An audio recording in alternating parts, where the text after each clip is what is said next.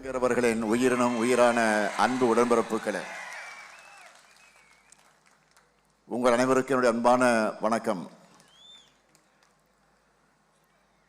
திருவாரூர்ல தொடங்கி தமிழ்நாட்டோட தெற்கு பகுதியிலும் மேற்கு பகுதியிலும் பிரச்சாரத்தை முடித்துவிட்டு இப்போ திரும்பவும் டெல்டாவுக்கு அடுத்த ரவுண்டுக்காக வந்திருக்கிறேன். தமிழ்நாட்டில் மற்ற ஊருக்கெல்லாம் நான் முதலமைச்சர். ஆனால் இந்த சீர்காழியை பொறுத்த வரைக்கும் நான் முதலமைச்சராக ஆவதற்கு முன்னாடியே உங்க ஊர் மாப்பிள்ளை.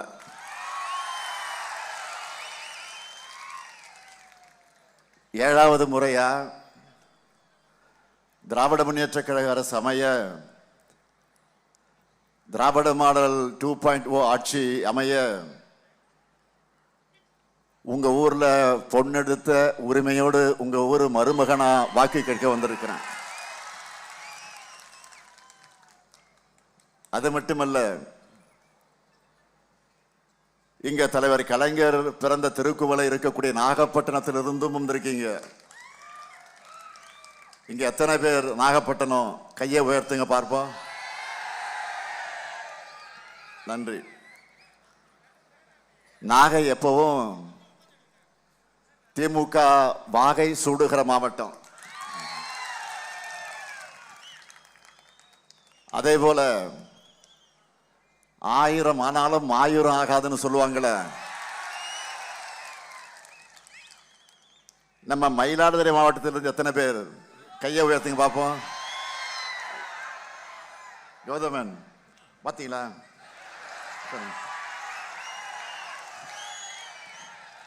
நன்றி நன்றி. நாகப்பட்டினம், மயிலாடுதுறை இந்த 2 மாவட்டத்திலிருந்து இருக்கிற எல்லா தொகுதிகளிலையும் திமுக கூட்டணியுடைய வெற்றி 100% வெற்றி உறுதி. உறுதி தானே? நிச்சயமா? உறுதியா? சத்தியமா? நன்றி. இப்போ வேட்பாளர்களை நான் அறிமுகப்படுத்துறேன். முதல்ல பூம்புகார் சட்டமன்ற தொகுதியினுடைய நமது வெல்லும் வேட்பாளர் நிவேதா முருகன் அவர்கள். மயிலாடுதுறை மாவட்ட கழகத்தினுடைய செயலாளர், மாவட்ட விவசாய அணி அமைப்பாளராக இருந்து உயர்ந்தவர், சட்டமன்ற உறுப்பினராக இருந்து கடந்த 5 ஆண்டு காலத்தில் ஏராளமான திட்டங்களை பூம்புகார் தொகுதிக்கு கொண்டு வந்து சேர்த்திருக்கிறார். அவருக்கு நீங்கள்லாம் உதயசூரியன் சின்னத்தில் உங்களுடைய வாக்குகளை அளிக்கணும். அடுத்து மயிலாடுதுறை சட்டமன்ற தொகுதி நமது வெல்லும் வேட்பாளர் காங்கிரஸ் கட்சியை சார்ந்த YN ஜமால் முகமது யூனுஸ் அவர்கள். என்னுடைய அன்புக்குரிய சகோதரர் ராகுல் காந்தி அவர்களுடைய நம்பிக்கையை பெற்ற வேட்பாளர், இளைஞர் காங்கிரஸ் பொதுச் செயலாளராக இருந்து பணியாற்றியவர். அவருக்கு நீங்கள்லாம் கை சின்னத்தில் உங்களுடைய வாக்குகளை அளிக்கணும். அடுத்து சீர்காழி சட்டமன்ற தொகுதி நமது வெல்லும் வேட்பாளர் மதிமுகவை சார்ந்த வழக்கறிஞர் செந்தில் செல்வன். என்னுடைய 6 அண்ணன் வைகோ அவருடைய நம்பிக்கையை பெற்ற வேட்பாளர், மறுமலர்ச்சி திராவிட முன்னேற்ற கழகத்தினுடைய மாநில தணிக்கை குழு உறுப்பினர். அவருக்கு உதயசூரியன் சின்னத்தில் உங்களுடைய வாக்குகளை நீங்கள் அளிக்கணும். அடுத்து வேதாரண்யம் சட்டமன்ற தொகுதி நமது வெல்லும் வேட்பாளர் மாமி புகழேந்தி அவர்கள். நம் நெஞ்சமெல்லாம் நிறைந்திருக்கக்கூடிய கழக முன்னோடி, மாமி என்று அன்போடு அழைக்கப்படக்கூடிய மீனாட்சி சுந்தரத்தினுடைய அன்பு மகன் 1986 முதல் கழகத்தின் அனைத்து போராட்டங்களிலும் பங்கெடுத்து சிறை சென்றவர். 25 ஆண்டு காலமாக வேதாரண்யம் நகர கழகத்தினுடைய செயலாளராக இருந்து பணியாற்றி கொண்டிருக்கக்கூடியவர்.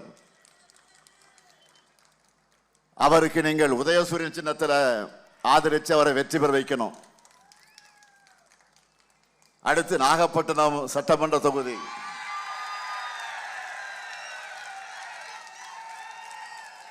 நமது வெல்லும் வேட்பாளர் மனிதநேய மக்கள் கட்சியினுடைய தலைவர் பேராசிரியர் ஜவஹர்லால் அவர்கள் சட்டமன்றத்தில் மனித உரிமைகளுக்காகவும் ஜனநாயக உரிமைகளுக்காகவும் சிறுபான்மையினுடைய நலனுக்காகவும் ஆணித்தரமாகவும் அழுத்தமாகவும் குரல் கொடுக்கக்கூடியவர். கல்லூரி பேராசிரியராக இருந்து அரசியலுக்குள் நுழைந்து ஒரு இயக்கத்திற்கு தலைமை தாங்கி கொண்டு இன்றைக்கு அதை நடத்தி கொண்டிருக்கக்கூடியவர். இன்னும் சொல்லணும்னா நம்முடைய மதச்சார்பற்ற முற்போக்கு கூட்டணியுடைய முக்கிய தூண்களில் ஒருவராக பேராசிரியர் ஜவஹர்லால் அவர்கள் விளங்கிக் கொண்டிருக்கிறார். அவருக்கு நீங்கள்லாம் உதயசூரியன் சின்னத்தில் வாக்குகளை அளித்து அவர் வெற்றி பெற வைக்கணும்னு கேட்டுக்க விரும்புகிறேன். அடுத்து கீழ்வலூர் சட்டமன்ற தொகுதியில் நமது வெல்லும் வேட்பாளர் மார்க்சிஸ்ட் கம்யூனிஸ்ட் கட்சியை சார்ந்த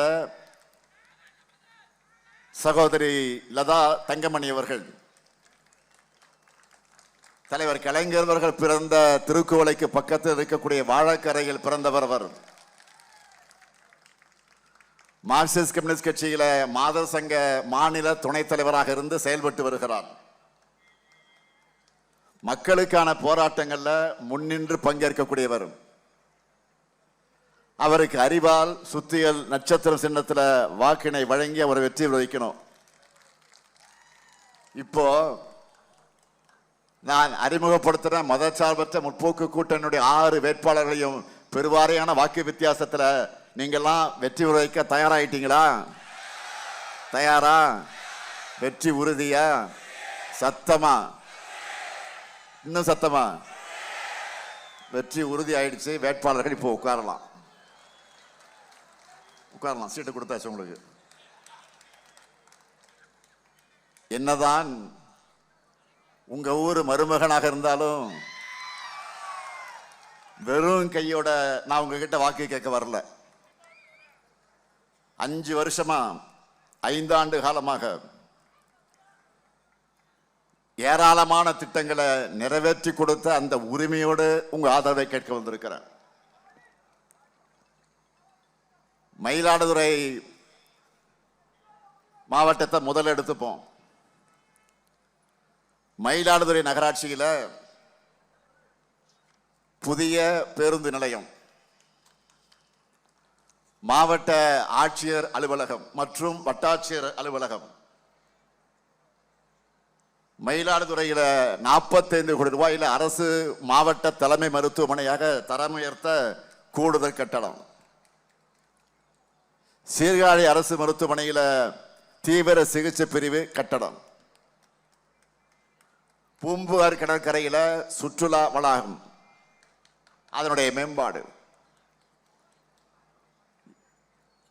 இவை உள்ளிட்ட பல்வேறு பணிகளை செஞ்சிருக்கிறோம். இதுபோக சீர்காழி தரங்கம்பாடி வட்டங்கள்ல கடல் நீர் உட்புகுவதை தடுக்க கடமடை நீரொழுங்கிகள் அமைக்கக்கூடிய பணி, தரங்கம்பாடி கிராமத்தில் மீன்பிடி துறைமுகம் உள்ளிட்ட பணிகள் நடைபெற்று வருது. அதே மாதிரி மயிலாடுதுறைக்கு மருத்துவக் கல்லூரியும் இங்க இருக்கிற கூட்டுறவு சக்கர ஆலையை மீண்டும் இயக்குவதற்கான பணிகளும் அரசோட பரிசீலனையில் இருக்கு. அடுத்து நாகை மாவட்டத்திற்கு வர, ஒரு பக்கம் சிக்கல் சிங்காரவேலர் கோயில், இன்னொரு பக்கம் நாகூர் தர்கா, இன்னொரு பக்கம் வேளாங்கண்ணி, வேளாங்கண்ணியுடைய மாதா கோயில் என தமிழ்நாட்டினுடைய மத இணக்கத்திற்கு அழகான சாம்பிள் நாகப்பட்டினம் தான். இல்லையா? கடந்த 5 ஆண்டுகள உங்களுக்காக வேதாரண்யம் அரசு மருத்துவமனையில் புதிய கட்டடம், அக்கரைப்பேட்டை மேம்பாலம், 27 மினி பேருந்துகள் சேவை, இசைமுரசு அனிஃபா நூற்றாண்டு நினைவு பூங்கா, துறைமுக மேம்பாட்டு பணிகள் உள்ளிட்ட பல்வேறு பணிகளை நாகை மாவட்டத்தில் செஞ்சு கொடுத்திருக்கிறோம். இதுபோக நாகப்பட்டினம் புதிய புறநகர் பேருந்து நிலையம், நாகப்பட்டினம் நியோ டைடல் பூங்கா, பணிபுரியக்கூடிய பெண்களுக்கு தோழி தங்கும் விடுதி, புதிய நூலக கட்டடங்கள், பிரதாபராமபுரம் நீல கடற்கரை திட்டம்னு பல பணிகள் அடுத்தடுத்து நடந்துகிட்டு இருக்கு. இது மட்டுமல்லாம தஞ்சை, திருவாரூர், மயிலாடுதுறை, நாகை உள்ளடக்கிய வேளாண் தொழில் பெருந்தடம் அமைக்க விரிவான திட்ட அறிக்கை அறிவிப்பையும் வேளாண் பட்ஜெட்ல அறிவிச்சிருக்கிறோம். மீனவர்கள் நிறைஞ்ச மாவட்டம் இது. நாகை மாவட்டம் நம்பியார் நகர்ல மீனவ சொந்தங்களை சந்திச்சு நான் பேசினப்போ, மீனவர்களுடைய நல்வாழ்வுக்காக 576 கோடியே 73 லட்சம் ரூபாய் செலவில் பல திட்டங்களை நான் சட்டப்பேரவையில் அறிவிச்சப்போ, நாகையிலிருந்து நீங்கள்லாம் நன்றி சொல்லி எனக்கு வாழ்த்து சொன்னப்போ மகிழ்ச்சியா இருந்துச்சு. அதை என்னால் இன்னமும் மறக்க முடியல. அதே போல 4000 திருக்கோயில்களுக்கு நம்ம திராவிட மாடல் ஆட்சியில குடமுழுக்கு நடத்தி இருக்கிறோம். அதுல 2000வது குடமுழுக்கு நம்ம மயிலாடுதுறை கீழப்பரசலூர் விரட்டேஸ்வரர் கோயில் தான் அதெல்லாம் நடத்தணும். 3000வது குடமுழுக்கு எங்க நடந்துச்சுன்னா நாகை மாவட்டம் திருப்புகலூர் அக்னீஸ்வரர் கோயில தான் நடத்தணும். இப்படி 2 மாவட்டத்திலையும் மீனவர், இளைஞர், உழவர்கள், மகளிர், பக்தர்கள் யாரையும் விடாம எல்லோருக்காகவும் நன்மைகளை செஞ்சு தந்துட்டு கம்பீரமா தெம்போட திராணியோட உங்ககிட்ட நான் ஆதரவு கேட்கிறேன். ஆனா இப்படி பேசுறதுக்கு எந்த கண்டென்ட் இல்லாம கண்டதையும் பேசுகிற ஒரு எதிர்க்கட்சி தலைவரா பழனிசாமி வலம் வந்து கொண்டிருக்கிறார். நாள்தோறும் கருத்து கணிப்புகள் முடிவுகள்லாம் வந்துகிட்டு இருக்கு இல்லையா? அதுல திமுக கூட்டணி வெற்றி எண்ணிக்கை கூட கூட தோல்வி பயத்துல பழனிசாமி தரம் கீழே கீழே இறங்கிட்டு போகுது. கூவத்தூர்ல எம்எல்ஏக்களை ஏலம் எடுத்து முதலமைச்சரானவர் அவர். அந்த பதவியில் இருக்க தகுதியே இல்லைன்னு சொல்லி நீங்க எல்லாம் தோக்கடிச்சீங்க. இப்ப அவரே முதலமைச்சரா மட்டும் இல்ல, எதிர்க்கட்சி தலைவராக இருக்கவும் தனக்கு தகுதி இல்லை என்பதை போல நடந்து கொள்கிறார். தன்னுடைய தராதரம் இல்லாத பேச்சுக்களால் தன்னையும் தன்னுடைய கட்சியையும் மக்கள் கிட்ட அசிங்கப்படுத்தி கொண்டிருக்கிறார். 2026 தேர்தல் முடிவுகள் பழனிசாமி என்ற அசிங்கத்தை